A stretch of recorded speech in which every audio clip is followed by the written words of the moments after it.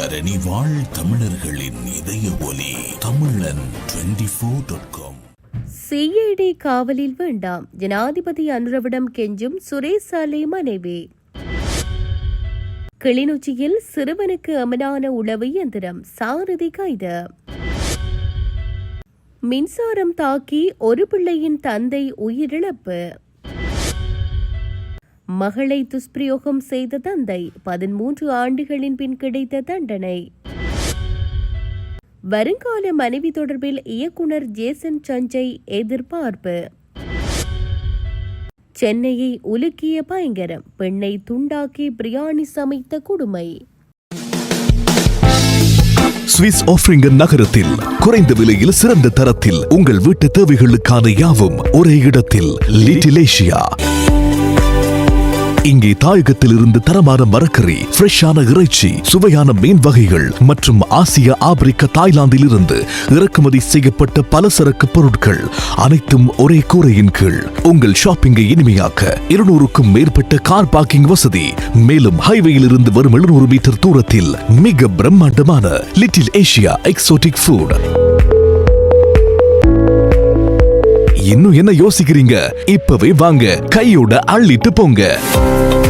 Little Asia exotic food, park வெக் 2, 4665 ஆஃப்ட்ரிங்கன். தொடர்புகளுக்கு 0627 981111. தொடர்பென விரிவான செய்திகள்.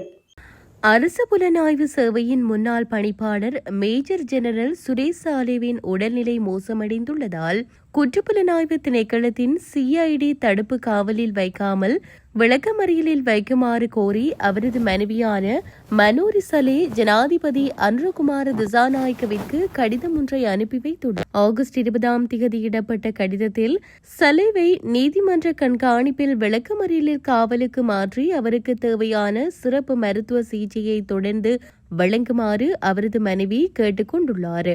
முன்னதாக உணவு தவிர்ப்பு போராட்டத்தை ஆரம்பித்த பின்னர் சலேவின் உடல்நிலை மோசமடைந்ததாகவும் ஜூன் 7ஆம் தேதி அவர் இலங்கை தேசிய மருத்துவமனையில் அனுமதிக்கப்பட்டதாகவும் கடிதத்தில் தெரிவிக்கப்பட்டுள்ளது. பின்னர் ஜூன் 27ஆம் தேதியன்று இருதய சிகிச்சை பிரிவுக்கு அவர் மாற்றப்பட்டார். தொடர்ந்து இருதய பிரச்சினைகள் காரணமாக அவருக்கு இதய கருவி பொருத்தப்பட்டதாகவும் அவரது மனைவி தெரிவித்தார். இந்த சிகிச்சைக்கு பின்னர் சலேவுக்கு தொடர்ச்சியான சிறப்பு மருத்துவ கண்காணிப்பு அவசியம் என்றும் தேசிய மருத்துவமனையில் இருந்து மீண்டும் காவலுக்கு மாற்றுவது அவரது உயிருக்கு ஆபத்தை ஏற்படுத்தக்கூடும் என்றும் அவர் எச்சரித்துள்ளார். எனவே தற்போதைய தடுப்பு காவல் உத்தரவை மாற்றி விளக்கமறியல் காவலுக்கு அனுமதிக்குமாறும் சலேயின் மனைவி ஜனாதிபதி அனுரகுமார திசாநாயக்கவிடம் கோரியுள்ளார். கிளிநொச்சி முரசுமோட்டை பிரதேசத்தில் 3 வயது குழந்தை ஒன்று நேற்றிரவு உளவு இயந்திரத்தில் சிக்கி உயிரிழந்துள்ளது.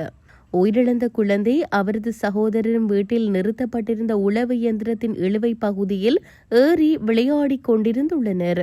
இதன்போது உறவினர் ஒருவர் அந்த உளவு இயந்திரத்தை இயக்கி பிள்ளைகள் இழுவை பகுதிக்குள் இருக்கும் போதே முன்றலில் திருப்புவதற்கு முற்பட்டுள்ளார். இதன்போது உளவு இயந்திரத்திலிருந்து கீழே விழுந்த குழந்தை பின் சக்கரத்திற்குள் சிக்கியதாலேயே விபத்து ஏற்பட்டுள்ளதாக முன்னெடுக்கப்பட்ட விசாரணைகளில் தெரியவந்துள்ளது. விபத்தினால் படுகாயமடைந்த குழந்தை கிளிநொச்சி வைத்தியசாலையில் அனுமதிக்கப்பட்ட பின்னர் உயிரிழந்துள்ளது. உளவு இயந்திரத்தை இயக்கிய சாரதி கைது செய்யப்பட்டுள்ளதுடன் கிளிநொச்சி போலீசார் மேலதிக விசாரணைகளை மேற்கொண்டு வருகின்றனர். வவுனியாவில் மகளை பாலியல் துஷ்பிரயோகம் செய்த தந்தைக்கு 15 வருட கால கடுங்காவல் சிறை தண்டனை விதித்து வவுனியா மேல் நீதிமன்ற நீதிபதி ஏ ஆனந்தராஜா நேற்றைய தினம் தீர்ப்பளித்துள்ளார். சம்பவம் தொடர்பில் மேலும் தெரியவருவது, கடந்த 2013ஆம் ஆண்டு நவம்பர் மாதம் வவுனியாவில் இக்குற்ற செயல் இடம்பெற்ற போது பாதிக்கப்பட்ட சிறுமியின் வயது 14 ஆகும். இது தொடர்பான வழக்கின் குற்றச்சாட்டு பத்திரம் 2021ஆம் ஆண்டு நீதிமன்றத்தில் தாக்கல் செய்யப்பட்டு விசாரணை இடம்பெற்று வந்தது. சந்தேக நபர் மீதான குற்றச்சாட்டு நியாயமான சந்தேகத்திற்கு அப்பால் நிரூபிக்கப்பட்டதால் எதிரி குற்றவாளியாக காணப்பட்டு தீர்ப்பு நேற்றைய தினம் வெள்ளிக்கிழமை வழங்கப்பட்டது. சம்பவம் இடம்பெற்ற காலத்தில் குறித்த சிறுமியின் தாயும் தந்தையும் பிரிந்திருந்ததை அடுத்து சிறுமி தந்தையின் பாதுகாப்பிலே வசித்து வந்துள்ளார். குற்றச்செயல் நடந்த சந்தர்ப்பத்தில் சிறுமிக்கு வெறுமனே 2.5 வருடங்கள் நிரம்பிய தங்கையும் இருந்துள்ளார். சம்பவ தினத்தன்று தந்தை மதுபானம் அருந்திவிட்டு வீட்டிலே வைத்து குறித்த குற்ற செயலை புரிந்துள்ளார். பாதிக்கப்பட்ட சிறுமியின் வயது சொந்த தந்தையாலேயே இக்குற்ற செயல் புரியப்பட்டுள்ளமை சிறுமிக்கு ஏற்பட்ட கடுமையான உளவியல் பாதிப்புகள் மேலும் இனிவரும் காலங்களில் இப்படியானதொரு குற்ற செயல் நடைபெறாமல் தடுக்கும் நோக்கம் ஆகியவற்றை நீதிமன்றம் கருத்திற்கொண்டு கடுமையான தண்டனையை வழங்கியுள்ளது. இதன் பிரகாரம் 15 ஆண்டுகள் கடுங்காவல் சிறை தண்டனையும் 50,000 ரூபாய் தண்டப்பணமும் விதிக்கப்பட்டதுடன் அதனை செலுத்த தவறின் மேலதிக 1 வருட சிறை தண்டனையும் பாதிக்கப்பட்ட சிறுமிக்கு 1 மில்லியன் ரூபாய் நஷ்டஈடும் செலுத்த வேண்டும் எனவும் செலுத்த தவறின் மேலதிகமாக 2 வருடங்கள் சிறை தண்டனையும் வழங்கி தீர்ப்பளித்திருந்தார். தீர்ப்பும் தண்டனையும் குறித்த சிறுமியின் நலன்களை பாதுகாக்கும் முகமாகவும் சமூகத்தில் ஒரு பாரதூரமான குற்ற செயல் இடம்பெறின் நீதிமன்றங்கள் கடுமையான தண்டனையை வழங்கும் என்ற எண்ணப்பாட்டை விதைக்கும் முகமாகவும் வழங்கப்பட்டுள்ளமை குறிப்பிடத்தக்கது. அனுராதபுரம் கெப்பித்திகொல்லாவ போலீஸ் பிரிவுக்குட்பட்ட அல்லாவா ஆலங்குளம் பகுதியில் மின்சாரம் தாக்கி 35 வயதுடைய ஒரு பிள்ளையின் தந்தையொருவர் உயிரிழந்துள்ளார். இந்த துயர சம்பவம் நேற்று வெள்ளிக்கிழமை காலை இடம்பெற்ற நிலையில் உயிரிழந்தவர் தௌபிக் முகமது டாரிக் என அடையாளம் காணப்பட்டுள்ளார். விவசாய இயந்திரத்தை கழுவுவதற்காக வீட்டில் பயன்படுத்தப்படும் மின்சாரத்தில் கொம்ப்ரசர் இயந்திரத்தை இணைத்திருந்த நிலையில் மின்கசிவு ஏற்பட்டதால் மின்சாரம் தாக்கி அவர் மயங்கி விழுந்துள்ளார். உடனடியாக ஹகடஸ்க திலிகிலிய ரத்மல் ஹகவெவ கிராமிய வைத்தியசாலைக்கு கொண்டு செல்லப்பட்ட போதிலும் அவர் உயிரிழந்துள்ளதாக தெரிவிக்கப்பட்டுள்ளது. சம்பவம் தொடர்பில் திடீர் மரண விசாரணை அதிகாரி விசாரணைகளை மேற்கொண்டதுடன் சடலம் உறவினர்களிடம் ஒப்படைக்கப்பட்டுள்ளது. சம்பவம் தொடர்பில் மேலதிக விசாரணைகளை கெப்பித்திகொல்லாவ போலீசார் மேற்கொண்டு வருகின்றனர். தமிழ்நாடு முதலமைச்சர் விஜயின் மகனும் திரைப்பட இயக்குநருமான ஜேசன் சஞ்சய் தனது வருங்கால மனைவி தொடர்பான எதிர்பார்ப்புகள் குறித்து நேர்காணல் ஒன்றில் மனம் திறந்து பேசியுள்ளார். இது தொடர்பாக பேசிய அவர் தனக்கு இதுவரை காதலி இருந்ததில்லை என்றும் சாகசங்களில் ஆர்வம் கொண்டவராகவும் புதிய இடங்களுக்கு செல்ல விரும்புவராகவும் இருக்கும் பெண்களையே தனக்கு பிடிக்கும் என்றும் தெரிவித்துள்ளார். மேலும் பொருளாதார ரீதியாக சுயமாக செயல்படும் பெண்ணாக இருக்க வேண்டியது மிகவும் முக்கியம் என குறிப்பிட்ட அவர் எந்த ஒரு சூழ்நிலையிலும் பிறரை சார்ந்து இருக்கக்கூடாது என்றும் தெரிவித்துள்ளார். தொடர்ந்து பேசிய அவர் தனது மனைவி தமிழ் சினிமா மற்றும் தமிழ் பாடல்களை ரசிப்பவராக இருக்க வேண்டும் என்றும் அதன் மூலம் நமது மண் சார்ந்த அடையாளத்துடன் இணைந்திருக்க முடியும் என்றும் தெரிவித்துள்ளார். சென்னையில் பெண்ணை துண்டாக்கி பிரியாணி சமைத்த சம்பவம் பெரும் அதிர்ச்சியை ஏற்படுத்தியுள்ள நிலையில் கொடூர கொலைகார ஜோடியை போலீசார் தேடி வருவதாக தெரிவிக்கப்பட்டுள்ளது. சம்பவம் தொடர்பில் இந்திய ஊடகங்கள் தெரிவித்துள்ளதாவது கடந்த ஆகஸ்ட் 5 சென்னையிலிருந்து ஆந்திராவிற்கு சென்ற ரயிலில் இரத்தக்கரையுடன் இருந்த ஒரு சிவப்பு நிற சூட்கேஸ் கண்டெடுக்கப்பட்டது.